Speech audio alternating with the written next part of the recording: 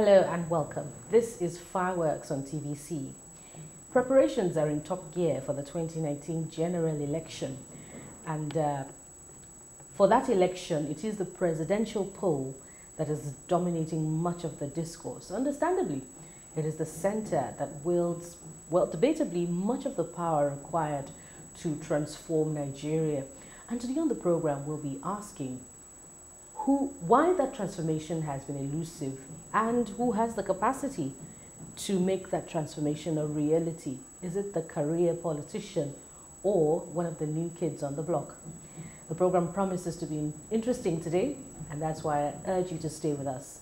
Let's take a moment. We'll be right back. Thank you for staying tuned to Fireworks. I am Bukola Samuel Wemimo. Today my guest is someone you know, perhaps you are yet to be introduced to, young presidential aspirant, 40-year-old Ahmed Buhari. Thank you for your time. Good to meet you. Okay. Yeah, nice to have you on Fireworks. My pleasure. Why do you want to be president? Everyone asks this question. I think most importantly, I think I'm too relevant for my generation to hear that I existed without making an impact. And for me, I think we all fall within different capacities as to how we want to, give our own quota to nation building. In my own little circle, I've done a lot with regards to education, with regards to ICT, but then I've come to the realization that sometimes in a country, especially like Nigeria, if you do really want to make an impact, then maybe you have to go into the political scene. And for us, it all started as a result of our, drive to see how we can, effect a change in whatever capacity we could and can.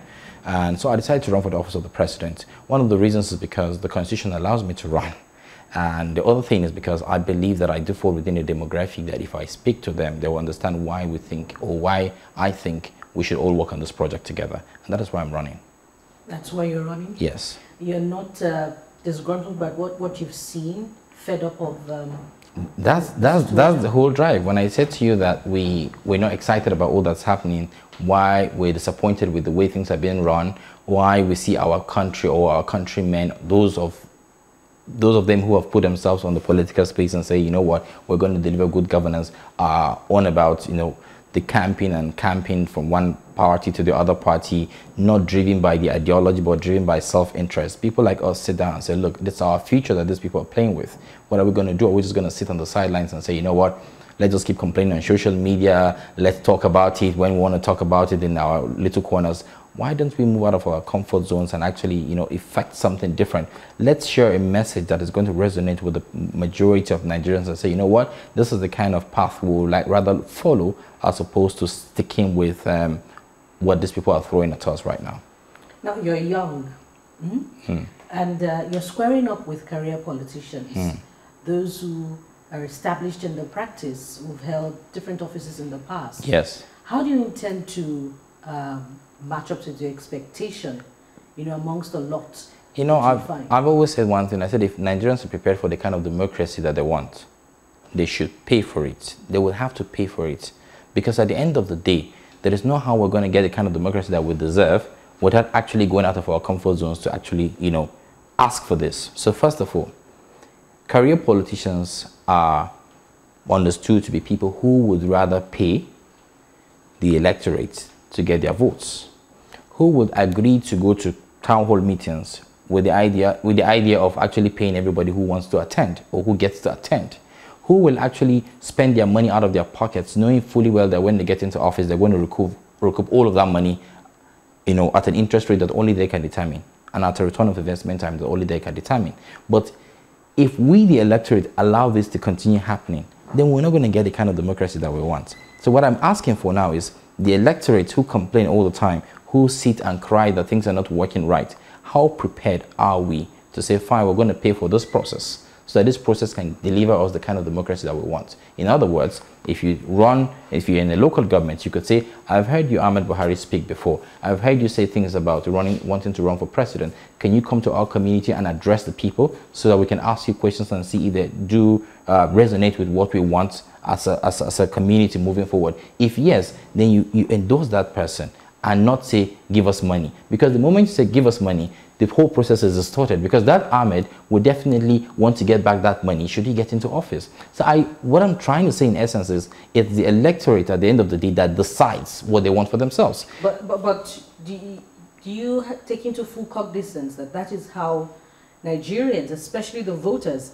are wired currently? Is anybody going to listen to Ahmed Buhari if he's not going to, you know, pay for a town hall meeting for people to gather? Now if he's not going to pay for, you know, people to come to his rally? Now you get my point. How are you going to find the finances to go around the 36 states of the Federation, you know, to campaign? When we started, for adventure, you even get the ticket. You're correct. When we started this project in 2015, one of the major things that we wanted to do was to create a structure.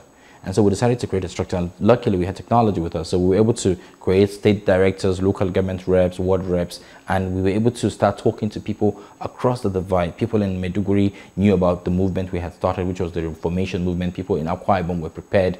And whenever we needed to, you know, move from point A to point B, these people who liked what we were speaking about were prepared to host us. So you see communities saying, fine, we've put together some money, at least to put you in a hotel with 4 other people.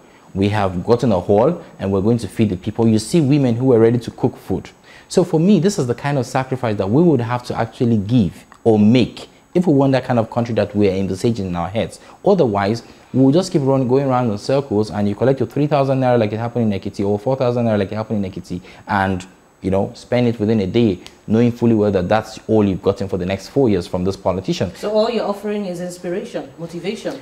Well, it's not just inspiration, motivation. If you want to hear the message, if you want to hear how we want to restructure things, if you want to hear what is top on our agenda, then you say, okay, fine, it's gone beyond inspiration. But we need those platforms to speak to the people, because unless the people hear what we're saying, they cannot resonate with us. So you're offering them your vision of Nigeria. Exactly. But the needs of Nigerians are needs that require fulfillment right now. Exactly. So if we start from a united country, the country has a system that is actually giving too much relevance to the center and is unable to hold. We'll begin to look at that, you know, yes, as the program progresses. Yes. But let's finish up on the point about your youth and how it affects your aspiration.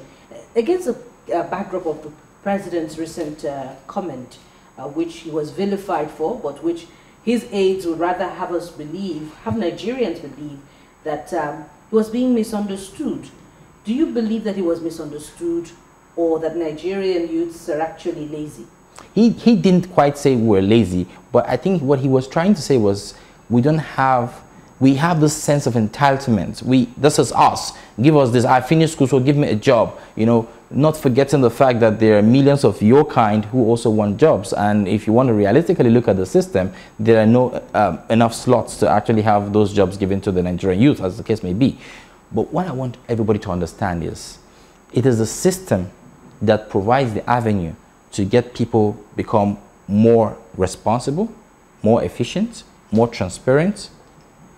And it's that whole action from the center that resonates on the kind of people that you have. So I'll give you an example. If we do have a country like Nigeria, where you see your president's son working in the Ministry of Works, and you see him on the field, you will know that truly something is a bit clear here. But when you don't see his son or his daughter on that level with you, you don't feel you feel like, look, I want that kind of life myself. If I don't see them work and I see them get paid, I want that kind of life myself. The person who will transform Nigeria, does it belong to your generation, or does it belong to President Muhammad Buhari's generation? Age is not a function of good leadership.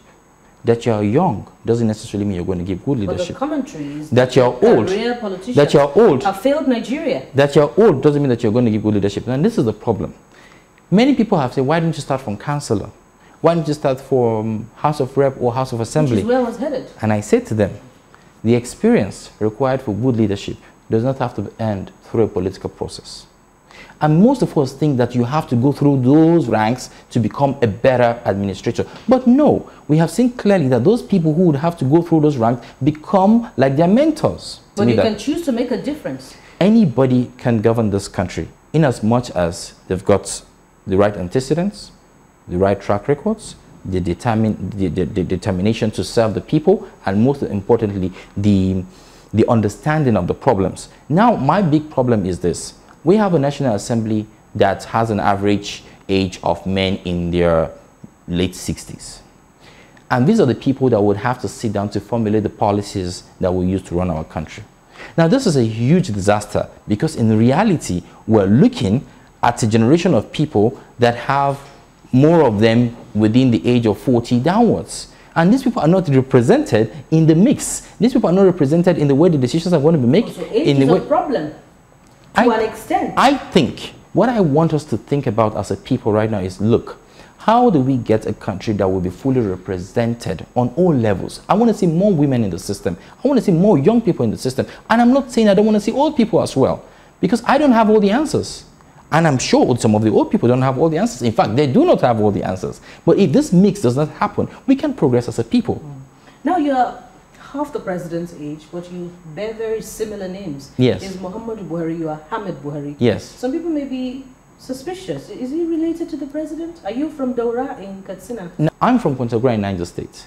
I do not have or share any sort of relationship with the president of this country. When it comes to name, it's just a symbol to identify an item or a person, as the case may be. So I wouldn't think all Evanses are kidnappers the same way I wouldn't think all Aninis are armed robbers. It's gone beyond that. We've got people, if you go on social media and just put your name in there and you put your 3 names, you'll be shocked how many people come out with your 3 kind of names. I'm sure you reckon that Nigeria's problems are myriad and complex. Absolutely. Having talked about your aspiration and the limitations to it, I'd like us to also look at how you can tackle Nigeria's problems. But that'll be after the break. You're watching Fireworks. My guest is Ahmed Buhari. Stay with us, we'll be right back. Thank you for staying tuned to Fireworks on TVC, your preferred hard talk interview program. Today, my guest is Ahmed Buhari. We have been looking at the problems of Nigeria. We're asking today who has the capacity to transform Nigeria. Is it the career politician, or is it one of the new kids on the block? So if you've missed during the last half hour, we have looked exhaustively at the problems, perhaps militating against young or youthful candidacy, if that's your preferred description. So my guest today is Ahmed Buhari. We're now pressing forward to looking at how he intends to tackle Nigeria's problems. There was a report recently by the Brookings Institution about how Nigeria has overtaken India as the world's capital of poverty. And even though the government disputed that report, saying that the poverty rate is only 18%, well, when we go to the field, we know what the realities are. How do you intend to change the discourse in this regard? First of all, when I hear statistics, I laugh, because each time we have statistics that we have to work with, there are statistics that have been driven by or developed by the international community. And this is saddening. And this is one of Africa's biggest problems, not just Nigeria. We need to write our history. We need to document our history. We need to sell our stories. We're not the ones selling our stories. We're not the ones telling our stories. We're not the ones even having our credible data management systems. And when we're not the ones doing that, who there comes to tell us 10% of your kids are going to be out of school in 2022? How do you know that? Conclusions. Why you can't discountenance that? You're not going to put food on the table of Nigerians now by getting accurate data? Now, first of all, we want a united country. We want a secured country. We want a country that is truly decentralized. So we do support restructuring. We do believe that by the time you break these things down into regions and states, the people will know who to hold accountable should anything be falling short. Fourthly, we want a country where we can leverage on our comparative economic advantages. I cannot be friends with anybody here if we do not have something that binds us together. And in most cases, the things that bind us together are business related. So in the 21st century, there's nothing that's going to make me just see you on the road and say, hey, my sister. No. The only thing that's going to make me call you first in the morning is because you who lives down in Akwa Ibom and I who lives up there in Sokoto would have something that we're doing together that we can use to leverage on our comparative economic advantages. Leave the inabilities. How do you intend to turn them to abilities? Now, it's identifying them first. We have failed to identify them. And when you identify them, you support them. The people are not asking for too much. I was in Area Market in Aba, and I saw clusters of people in thousands, about 5 clusters we visited, in thousands. I would like to estimate 10,000 per cluster, who are making these leather shoes, bags, and belts. I went to Sharada in Kano, and I saw people in thousands who have been doing this for a living for the last, who knows, 400 years, maybe more. But you know what? Nobody has been able to manage them, to say, you know what, your potentials can be greater than they are right now, if only we can find you the right connect. You bring them together, you ignite it, even if it's for the governors to come together and cite an institute for research and development institute for fashion design, so that whatever they produce from those places, we find them attractive enough to buy them. If you take a 3 meter by 3 meter piece of leather to France, they make about 6 pairs of shoes from that and sell them on the shelves for $5,000 each. What are we talking about? Key to that is ensuring that the budget set aside for agriculture, for industry, is comparable enough to achieve something over a 3-year plan or a 4-year plan. Now you are going to be at the center. Yes. Peradventure you win on your current platform. Yes. But you have a distribution of governors who have emerged on different platforms. Yes. How will you compel them to implement that policy drive? One of the biggest problems Nigeria is currently facing right now is that our civil service is not driven by performance. It's rather driven by quota system, state of origin, and things like that, and recommendations. I've been to African countries who tell me that, look, our civil service right now, there are no permanent staff. They're all on contracts. And your pay rise, your pay decrease, your termination in the service is all dependent on your performance. So KPIs are what they use every single day to know if you're going to remain in the civil service. Okay, I'm glad you talked about production. Key to industrializing Nigeria, making the civil service work, making Nigerians to patronize Nigeria, yes, is achieving stable power supply. It has taken this administration 3 years to achieve 7,000 megawatts. Mm-hmm. What's your target? What would you do differently? Power does not have to be run by the federal government. One of the reasons why Nigeria hasn't succeeded, especially from the private sector, is because any business you want to try and do, your direct competitor is the government. The government cannot be in competition with the private sector. It will not succeed. And the only way you can get the right kind of jobs for the millions of people that are waiting for jobs is to empower the private sector. I would expect that instead of you rushing to take everything through a national grid or what have you, can you just allow some of your existing laws and policies to be broken down to say, you know what, Nigerians, if you have the capacity to start off a power company that you can generate power and distribute power, please go ahead and do it. What the government is just going to do is just to make sure that we supervise these things and ensure that you are doing them according to the rules and regulations and guidelines that we want to see happen in our own system. And if that is happening, you will see that everybody can flourish. You said the federal government doesn't have to run power. Now, when you're president, amidst so many different interests across party lines, when you're president, where the revenue sharing formula is 52 to the federal government, where the rest goes to the states and the local governments, how do you intend to achieve restructuring? Sincerity of purpose. The biggest problem with Nigeria is lack of sincerity, lack of understanding of what we even really want to achieve, and then, like you mentioned, personal interest. And I expect that we should stop saying things like headlines, sensational headlines like, some people in my administration are trying to make me fail. If you've identified them, fish them out. If you are the CNC and you don't have the capacity to fire, then do not hire. Now, this is the problem. Nobody is held accountable on any level. This president was condemned on a lot of grounds. People called him a sectionalist. People call him a religious bigot. So many things. People had fear. And this is one of the biggest problems Nigeria faces. We have so much hate. But again, hate is not the first enemy of our love or of our extreme love. It is fear. Because fear destroys our ability to trust. With so much fear, we don't know what's on the next side, and we've not been able to create avenues where we can communicate with each other, talk to each other, understand that the problems in the north, in the south, in the east, and the west are all the same.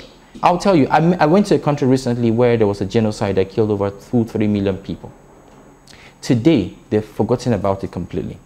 Today in Nigeria, we still talk about the civil war. Today in Nigeria, we still talk about the coups that happened. Today in Nigeria, we still talk about a general election that was won and annulled. Those things, if they're not resolved, we can have a prosperous people, nation. We'll talk about that, unity.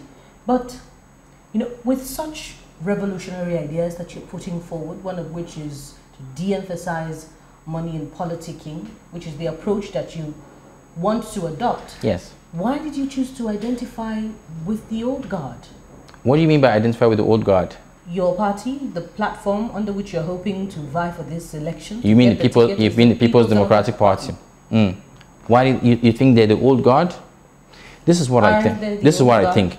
We cannot get this thing done if we're going to go through an entirely intellectual route. We would have to understand that the game is politics, and we have to play the politics. And only when we agree to those things, then we can understand how best to get the people's attention onto our side. And so we chose the People's Democratic Party. Not because everything about the People's Democratic Party is perfect. We're not going to lie about that. But we needed a platform that has got a national spread that can help us send our message down to the grassroots. And when we stand toe to toe with our... Why would you not rather work hard? The People's Democratic Party started from somewhere. I'll tell you one thing. Why wouldn't you rather start a party of your own? I will explain something. And begin to work and penetrate the 36 states of the Federation? I will tell you something very clearly. The People's Democratic Party started from somewhere, like you said. But it didn't start with your money, my money. It started with our monies. It started with our collective resources. It started with our own collective support. At one time, through legitimate or illegitimate means? It doesn't. I don't really know. I don't really know. And it doesn't matter to you. It does matter to me. But you want to start on a platform, on a pedestal of truth. And I'll explain something to you. Honesty, integrity. You mentioned something from the beginning. You said when we talk about politics and start your own party, work hard and things like that. We're looking at a country that has 774 local governments. We're looking at a country that has 36 states. We're looking at a country that has majority of the voting population in the rural areas. We're looking at a country where the people have fixated their minds to understanding that there are probably just two parties that exist. Why reinvent the wheel? Why don't we go in there and tell the PDP, we've got a better agenda. We've got something that is going to make all of us happy. Speaking of agenda, isn't your choice, you know, one that is headed towards, you know, something more like making up your mind that you're not going to get the ticket anyway? No. Especially with the CUPP, the CUPP coalition in mind. Yeah, if any it's a cloud of interests. Who would pick you? If any political... The new kid on the block. If any political party, I'm sure you will pick me. If you listen to if you listen to where we're coming from, I'm sure you've heard us for the last 30 minutes, and in your mind you'll be like, wow, this is better than some of the older people I have interviewed.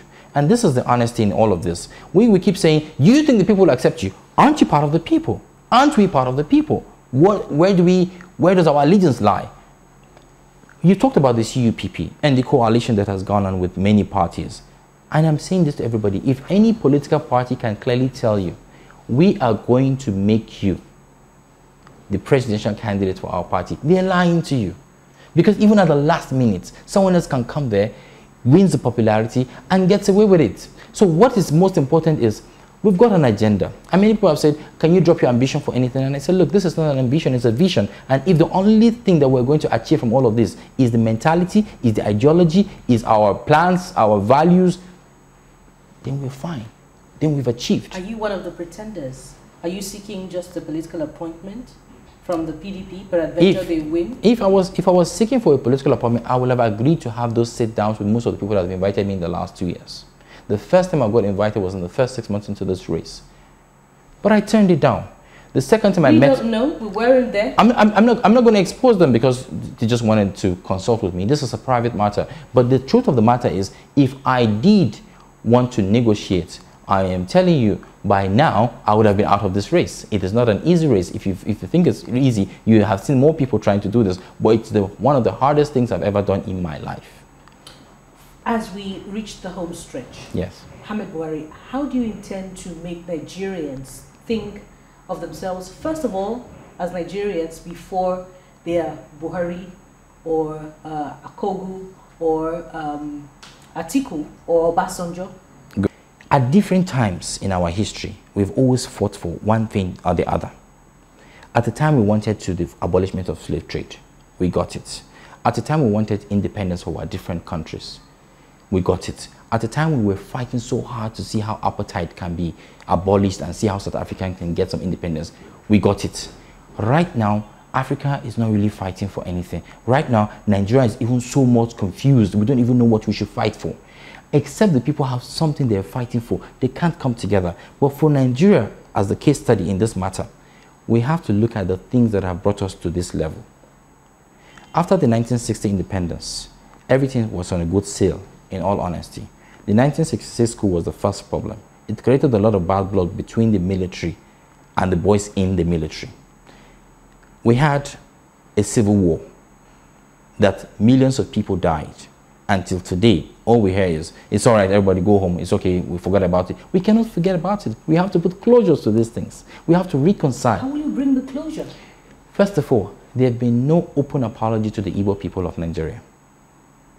They need to be apologized to. We need to document what truly happened, why it happened, and how we can ensure that it doesn't repeat itself. Some of the new generation of the people in the Southeast do not have any clue of what truly happened, apart from the stories they heard from their parents, which are mostly driven by passion, sentiments, emotions.